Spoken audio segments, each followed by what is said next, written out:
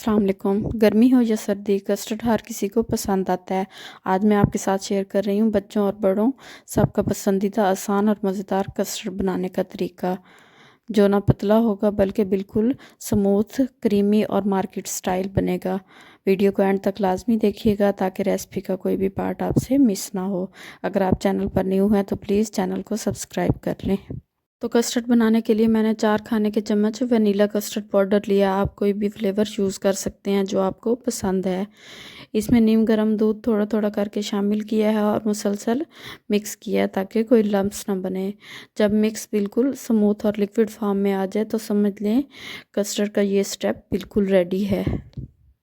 अब मैंने 2 kg milk लिया है एक कढ़ाई में और उसे दरमियानी आंच पर रख दिया है। दूध को आहिस्ता आहिस्ता गर्म होने दें और साथ ही हिलाते रहें ताकि नीचे लगे नहीं। जब दूध अच्छी तरह गर्म हो जाए और हल्की सी भाप आना शुरू हो जाए तो इसमें मैंने किशमिश ऐड कर दी, जो कस्टर्ड को हल्की सी मिठास और ज़बरदस्त टेक्सचर देती है। अब मैं इसमें ऐड कर रही हूँ 2 कप शक्कर।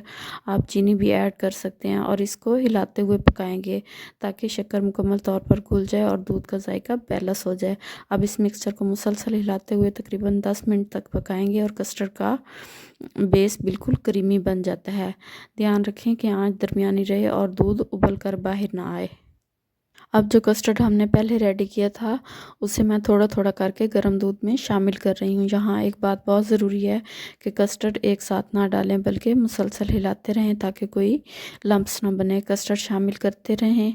आप देखेंगे कि दूध की एक कंसिस्टेंसी चेंज होना शुरू हो जाती है। अब मैंने आंच दरमियानी रख दी है और इसे हिलाते हुए तकरीबन 15 मिनट तक पकाया है। इस दौरान कस्टर्ड आहिस्ता आहिस्ता गाढ़ा और स्मूथ और क्रीमी हो जाता है। जब चम्मच उठाने पर कस्टर्ड अच्छी तरह कोट होने लगे और टेक्सचर बिल्कुल सिल्की हो जाए तो समझ लें कि हमारा परफेक्ट क्रीमी कस्टर्ड तैयार हो चुका है। मैंने तैयारशुदा कस्टर्ड को बाउल में निकाल लिया है। ऊपर से मैं इसको जेली के साथ डेकोरेट करूँगी। आप अपनी पसंद के मुताबिक ड्राई फ्रूट जैसे बादाम, काजू या पिस्ता भी इस्तेमाल कर सकते हैं। और जेली जो मैंने यूज़ की है, एक की कंसिस्टेंसी मैंने बहुत कम रखी है और दूसरी को मैंने शेप दे दिया है। अब इस कस्टर्ड को मैंने फ्रिज में रख दिया है ताकि अच्छी तरह ठंडा और सेट हो जाए। जब कस्टर्ड मुकम्मल तौर पर ठंडा हो जाए तो इसका जायका और भी ज़्यादा रिच और रिफ़्रेशिंग हो जाता है। अब ये सर्व करने के लिए बिल्कुल रेडी है। अगर आपको ये क्रीमी कस्टर्ड रेसिपी पसंद आई हो तो वीडियो को लाइक ज़रूर करें, अपना प्यारा सा कमेंट करें और ऐसी मज़ेदार, आसान और मज़ीद रेसिपी के लिए चैनल को सब्सक्राइब करना नहीं भूलें। मिलते हैं नेक्स्ट वीडियो में एक मज़ेदार रेसिपी के साथ।